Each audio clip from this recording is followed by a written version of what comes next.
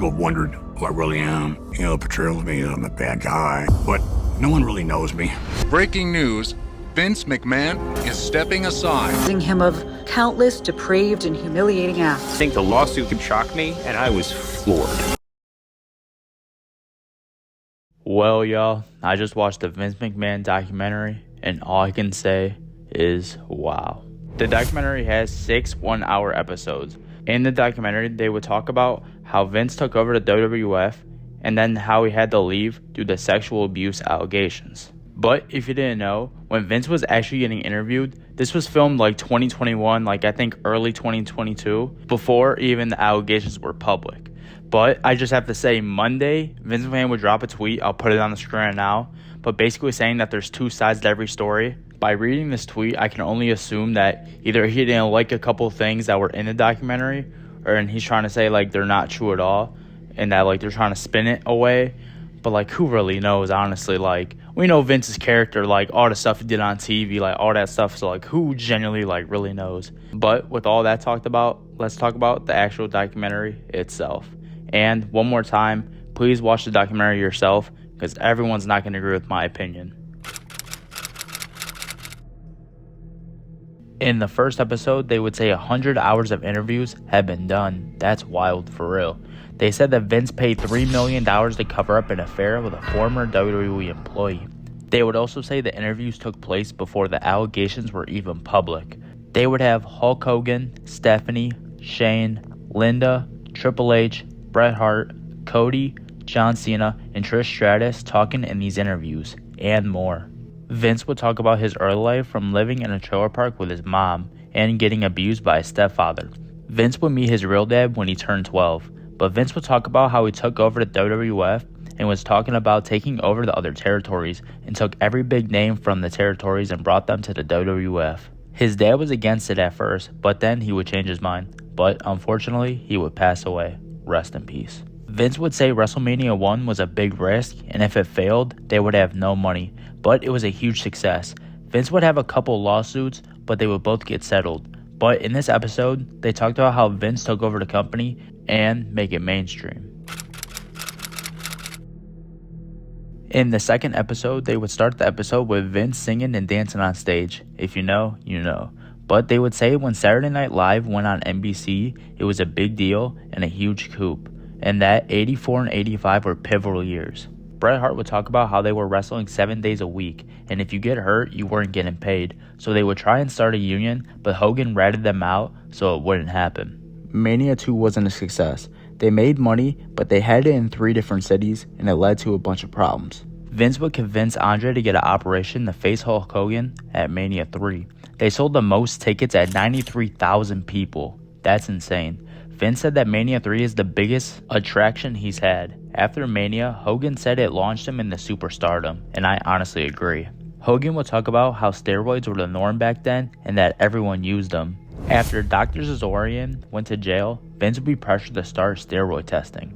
Rita Marie would accuse Vince of RAPE, but Vince would say it was consensual, so Vince would sue Nina over the issue, but the media would say she was lying. In 1993, the department would indicate Vince for illegal distribution of steroids. Vince would claim that he's not guilty. Hulk Hogan would retire, say that he couldn't control the crowds anymore and had to leave. Then Hogan would sign with WCW. Then Hogan would testify against Vince. In 1994, Vince would drop his defamation lawsuit against Rita. In this episode, they would mostly talk about Vince's lawsuits and steroids. In the third episode, Hogan in court would say Vince never sold steroids and never forced anyone to take them. Vince would say he wasn't guilty, and then the verdict was not guilty. After this, the WWF needed stars to fill Hogan's shoes, and they did. Bret Hart, Razor Ramon, Kevin Nash, and Shawn Michaels. Even The Undertaker. WCW would steal Vince's talent and move the Monday nights too. WCW would spoil the WWF matches and everything. That's crazy. Vince would sue WCW for stealing the likeness of Razor Ramon.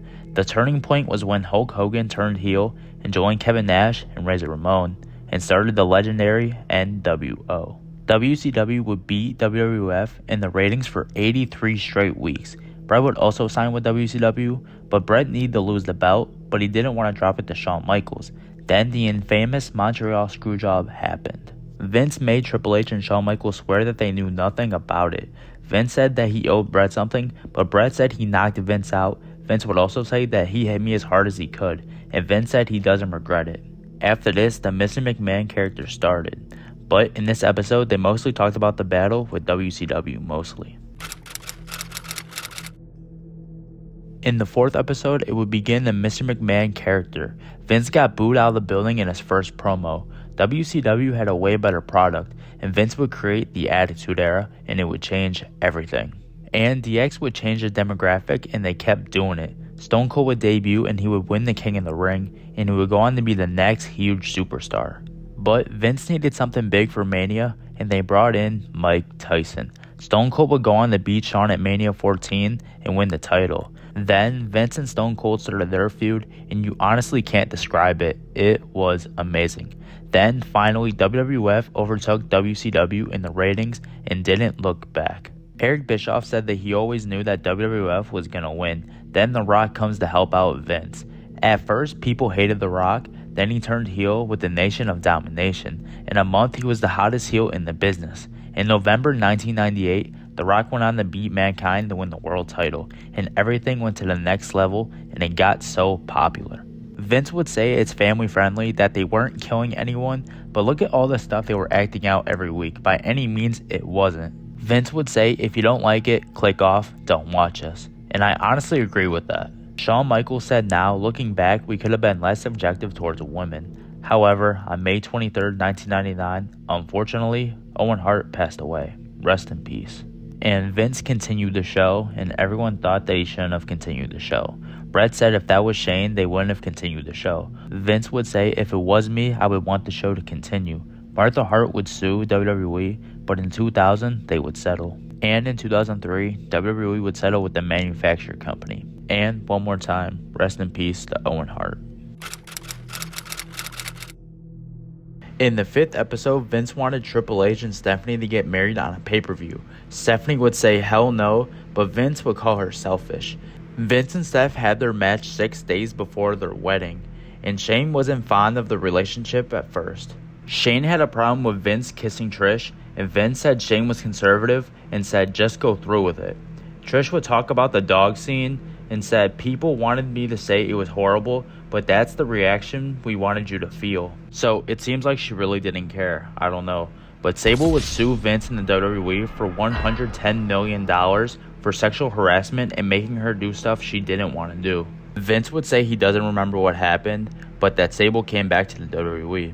They would have a storyline about an affair. Vince would be on a Playboy, and he would say that he had different affairs and that he wasn't playing a character. Then with the WCW ratings being low, Vince bought the company for $2.4 million. The way fans found out is by Vince cutting a promo and Shane being the commissioner. Vince would bring back Hogan, and Hogan and The Rock would headline WrestleMania 18, and they put on an amazing match, which The Rock won. Then Stone Cold left, and The Rock would leave to do movies, so Vince had to make new stars. Then, 3 days later, John Cena would debut. Vince would want to do a storyline where he got Stephanie pregnant, but Stephanie would say no to the idea. Shane would leave the WWE because Vince didn't want to give him any control or anything. In 1999, Stable would settle her lawsuit with Vince. In the 6th episode, Vince would have a storyline where his limo blew up and died, but a real-life tragic event happened. The Chris Benoit tragedy happened. Cena would say this rocked the foundation of the WWE. Vince would take away moves you couldn't do, including chair shots to the head.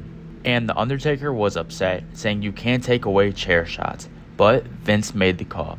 Vince would say the deaths have nothing to do with us. In the documentary, he said pills and steroids mixed together, that's what happened. And that's why WWE turned PG. After 7 years, Shane would return back to WWE, and the crowd was going crazy. Shane would hit the craziest move I've ever seen. Vince would say he would never retire or step down. The last time he'd be shown in person would be Mania 38. In June 2022, Vince would step down from CEO. Vince would still run creative. After the allegations became public, Vince canceled the final interviews for the series. Vince would agree to pay $12 million in hush money to 4 women due to sexual misconduct. Then, 2 weeks later, Vince would retire. Stephanie would come out on a SmackDown to cut a quick promo. Hogan would say the company wouldn't survive without Vince. In January 2023, Vince would return as an executive chairman. Then, the WWE would sell to Endeavor. On January 23, 2023, WWE would sign a 10-year, $5 billion deal with Netflix. There will be text messages of Vince, and former star Brock Lesnar was involved. Vince's spokesman said it was all lies and everything. The next day, Vince would leave TKO for respect for the WWE Universe, but denied the allegations. There are other things that I cannot say on YouTube, but it's honestly sad. Vince would end the doc by saying Mr. McMahon and Vince is a mix to the same person. And now Vince is currently under federal investigation for the sexual misconduct. Brock Lesnar hasn't commented on the allegations, and Janelle Grant's lawsuit is paused while the investigation is concluded. But yeah, y'all, that's the documentary. I just want to make this short and sweet. I did not touch every little thing in this documentary, so again, I recommend that you watch the documentary, but I just wanted to point out a few things in this documentary. There's a lot more. But from this documentary, it seemed that Vince didn't believe in CTE and concussions, because he would always try to make an excuse for it. But if you guys have seen the documentary, please let us know in the comment section below what you honestly think about it. And yeah, y'all, in my opinion, I liked it a lot, but there's some of the stuff I really didn't know about Vince, honestly. But that's the video. Birds of Productions, out of here. Life sucks, and then you die.